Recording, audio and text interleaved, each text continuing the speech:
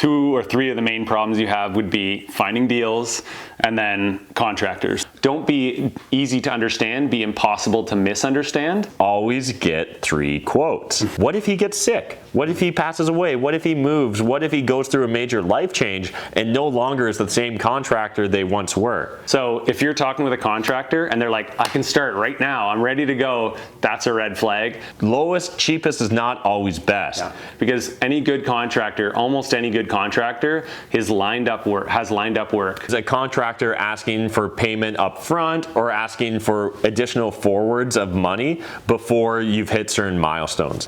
So you never pay a contractor in full until the job is done in full.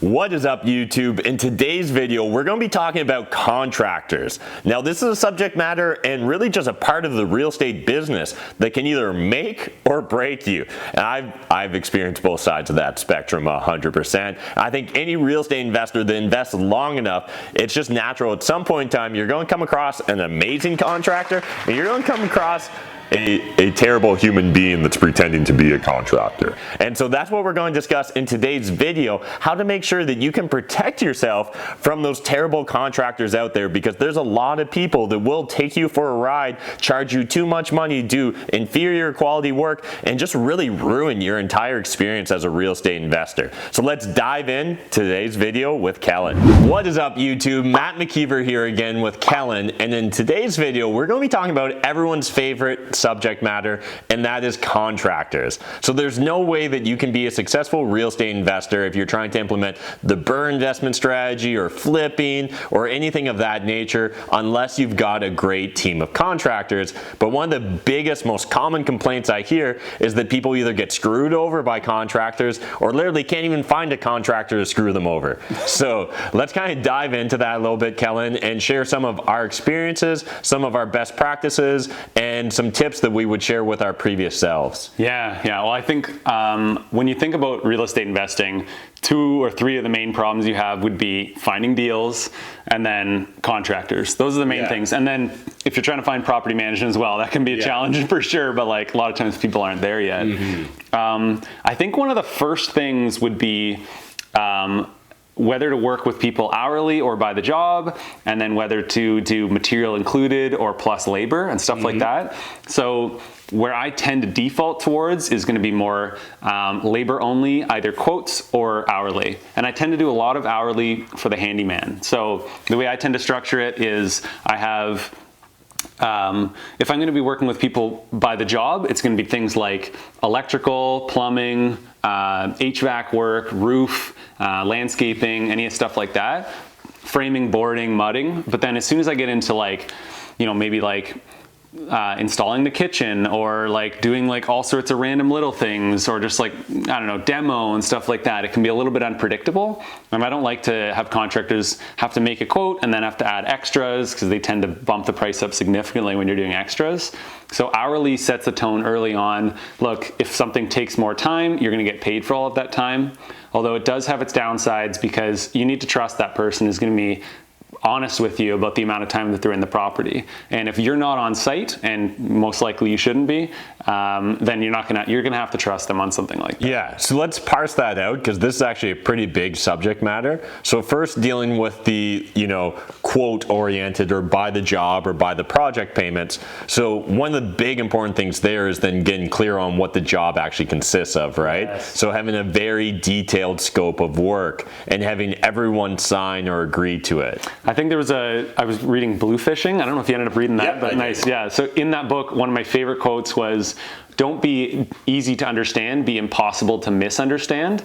And I loved that, and I took it to heart. And now when I'm working with people, I'm exorbitantly accurate about what my expectations are. Honestly, there's times when you can tell someone doesn't understand, and often a lot of us will just try to, especially us Canadians, we'll just try and avoid that conflict, that friction, and we'll be like, maybe he did understand, and like that confused face was just his understanding face. And at scale, like it's just going to be, if you scale something like that up with that approach, it's just going to be failure after failure after failure. Like, yeah, so it really is important. Like these days, I believe like 99% of problems stem from a communication problem. So literally every team meeting we do, we start with a game of threads, and the whole point of that game is to teach the importance of communication. And the problem with a lot of people's communication style is they think that once they've sent the message, their job is done.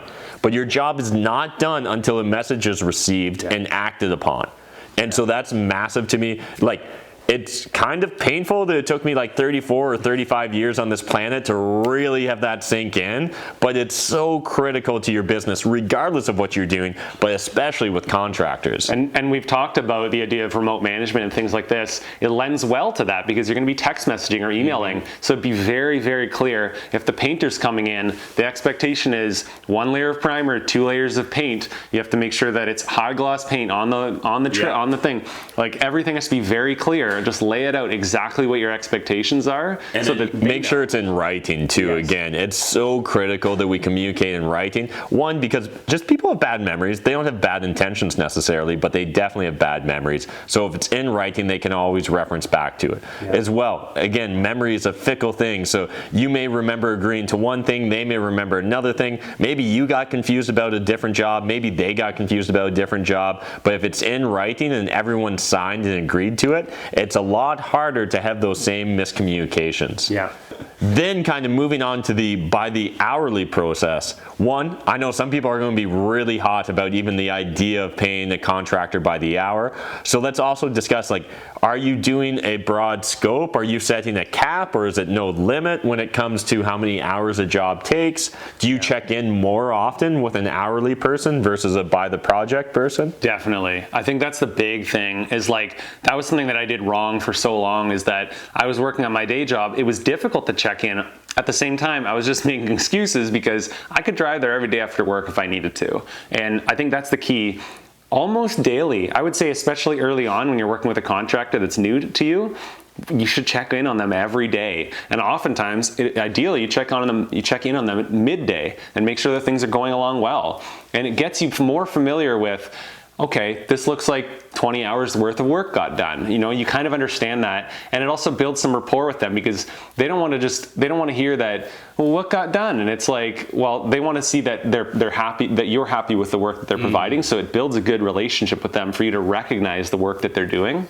So checking in daily, I think, like daily when to start is the key. And again, for investors that maybe aren't investing in their own backyard, there are other solutions. Yeah. So one, you can have someone else check in. And again, don't even be afraid to pay that person and compensate them. But two, it's the 21st century.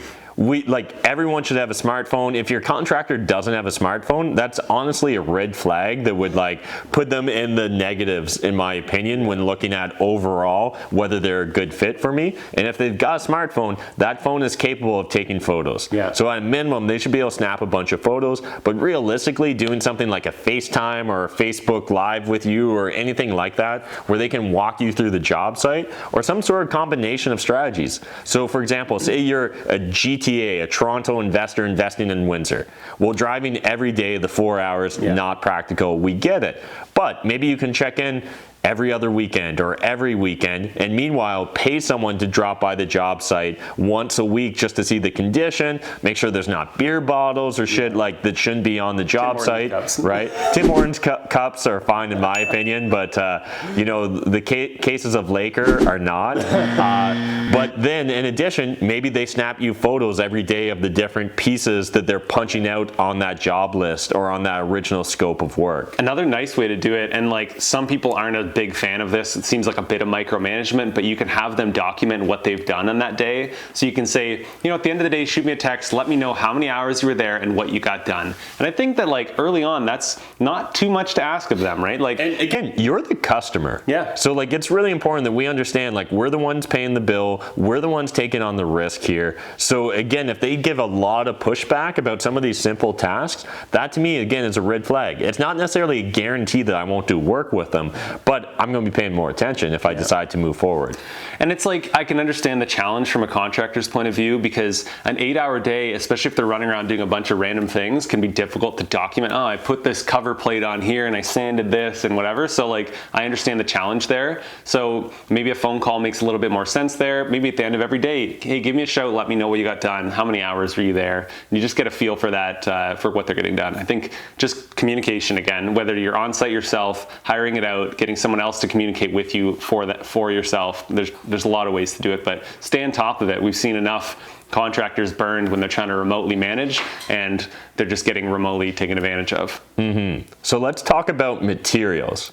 So should you allow the contractor to buy materials? Do you want to buy materials? What does that look like? Yeah, so the way I tend to do it is big ticket items. I'm going to find the source, or I'm going to source them out. Maybe if you're not trying to do this yourself, maybe you get somebody else to source these things out for you, but somebody who's incentivized to find deals for you. I know Corey McKinnon gave the tip that he had someone who's just a frugal shopper for them, the thrift finder or whatever, right? The deal finder. So there's ways to do stuff like that, but yeah, big ticket items, you know, vanity, drywall, whatever it may be, like the big stuff, like maybe that's the stuff you source out, the kitchen. But then, hey, tell the contractor, if you need to pick up a piece of lumber, some screws, whatever it is, just pick it up, let me know. Here's the place I'd recommend you picking it up from. Maybe you have an account set up with them where you have some kind of a contractor discount. But I think that's a place where it's not worth counting pennies, because they're gonna save a lot more time if they can just go pick these things up and you're not the one trying to find a deal on some screws. And so do you set like a dollar threshold? Like, hey, if it's under $200 and it's kind of miscellaneous, just go grab it. Yep.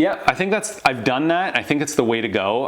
Right now I'm very comfortable and confident with the contractor I work with. So I've literally just given him my credit card and said, go pick things up as needed and get me the receipts. And I've been very happy with the results in that way. But I think you need to develop a pretty strong connection with your contractor. Maybe it's a friend of yours early on, stuff like that. But yeah, I think setting a dollar limit would be a really great way of doing that. Yeah, and so talking about allowing a contractor to go buy the materials themselves, there's a few things that we really need to parse out here. So some contractors will give you pushback if you want to be the one responsible for buying the materials. One, they may think that it's going to wreck their flow of work because it's one less thing that they can control now, and so it's one more variable. Another, for a lot of contractors, charging a margin on top of taking the materials is a big part of their business model. Now, this is where I would want to give some pushback to a contractor that wants to buy materials and charge a fee for it. Often you're going to be looking at, like, it could be 10, 15, even 20%.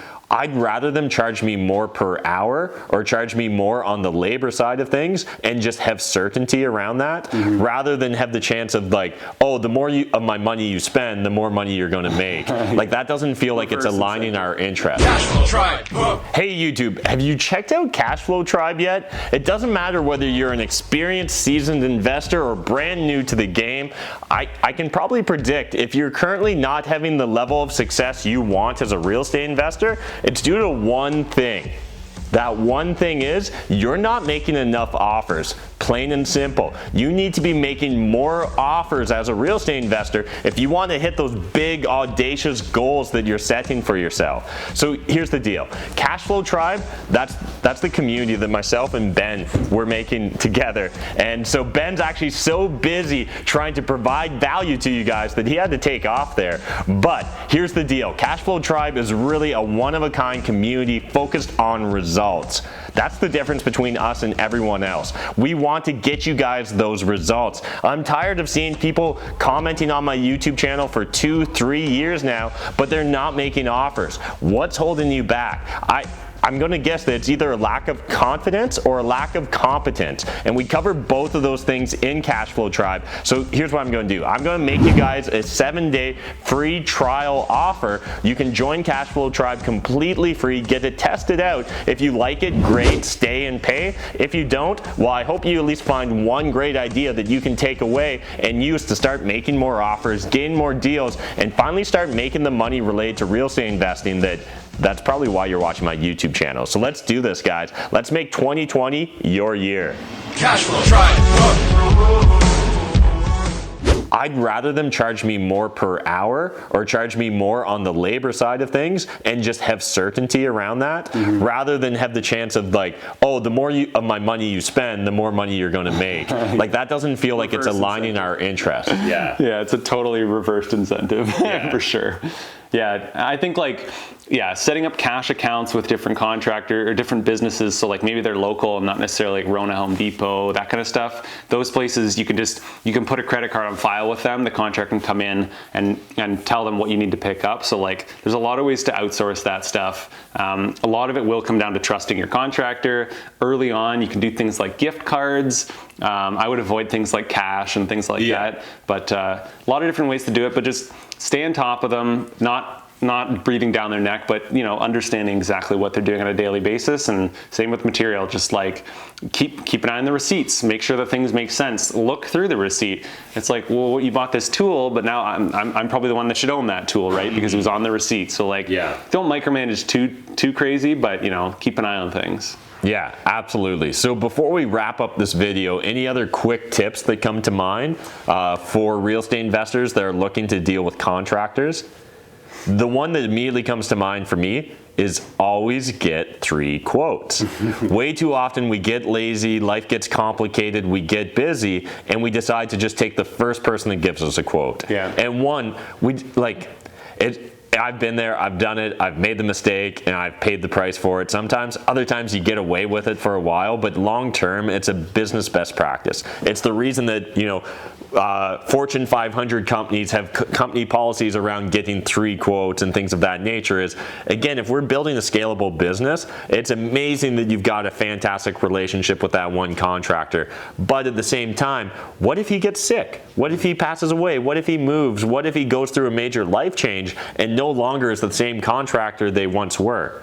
Well, in that case, having already met some other contractors, built some other existing relationships, is going to give you more confidence and also build a much more robust business model. Yeah, I mean, to this, like recently, even last week, I was getting a metal roof done. I got 3 quotes, same thing. The first one was 30 grand, second one was 16 grand, and the one after that was around 15 grand. So I was like, well, I very clearly know that I'm going to look between these two, try and determine their quality work, maybe ask around. And one thing that we definitely somehow didn't touch on was references.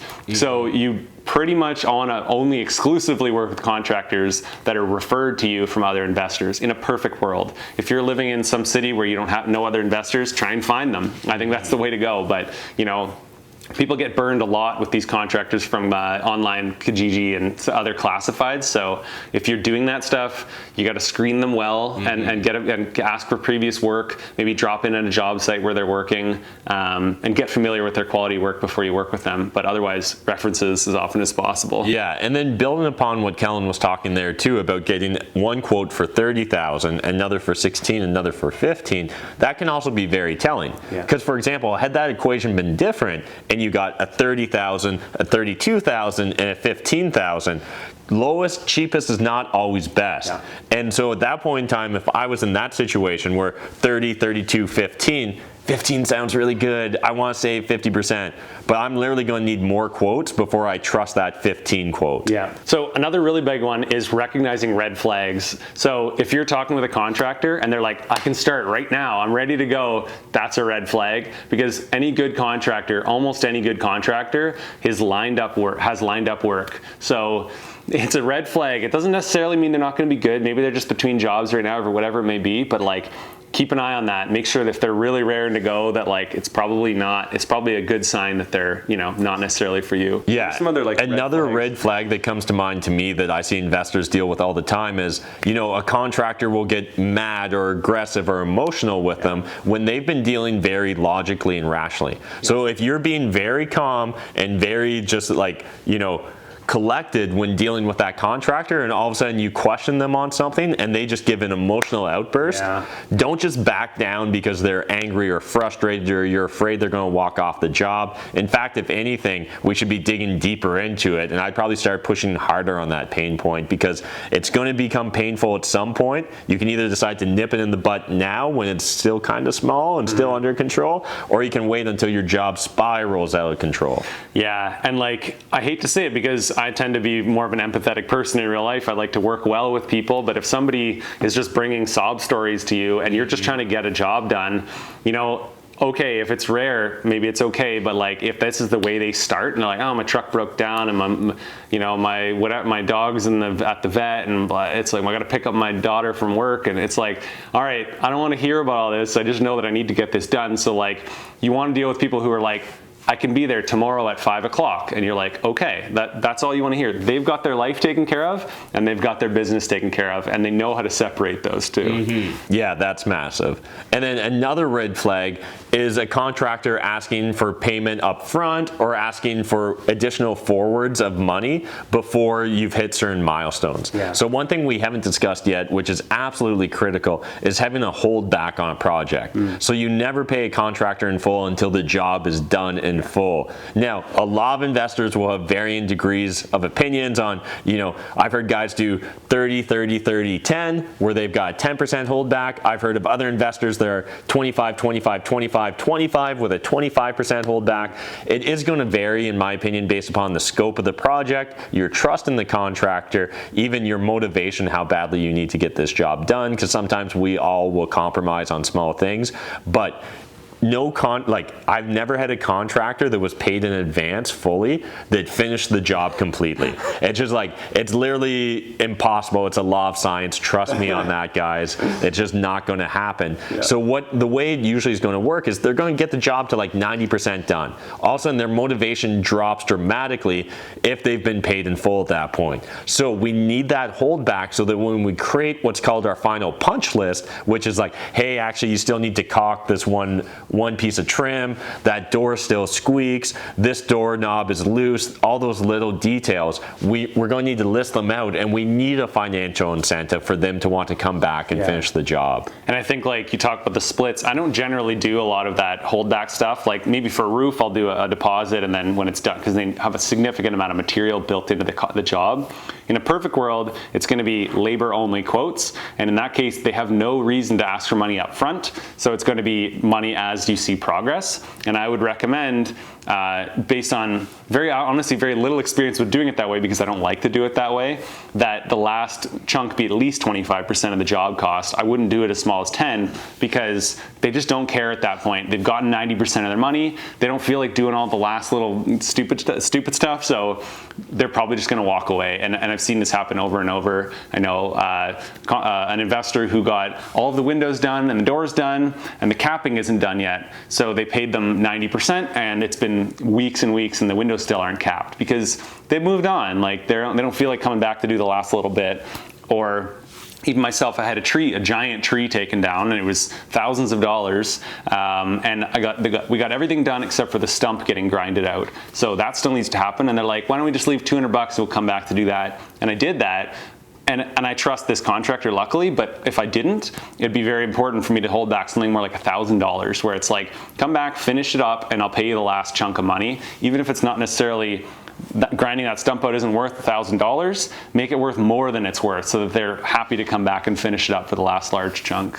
Love it. Any other last minute tips before we wrap up? Well, the last one I'm going to share is just don't be afraid to ask questions. If someone makes you feel stupid or little for asking questions about your own property, that to me, again, is going to be a red flag. Yeah. Yeah. Awesome. Well, if you guys enjoyed this video, make sure you smash that like button, hit the subscribe button if you're new to my channel. And Kellan, if people want to follow along with your real estate investing journey, what's the best way? So I'm on Instagram. It's kellan.pan. Awesome. Thanks, guys. Thanks.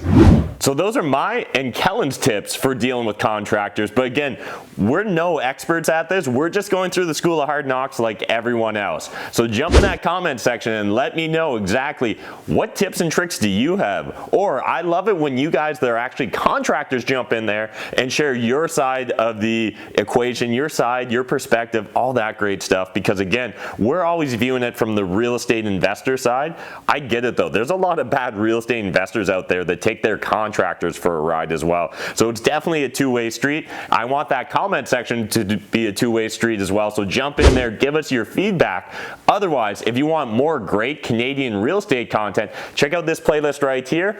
Or if you just want more general personal finance stuff, because we're doing a lot more personal finances these days, check out this playlist right here. And until next time, remember, making money is a team sport. There's more than enough money in this world for us to all make it, but if you're not saving it, I mean, like, what's the point?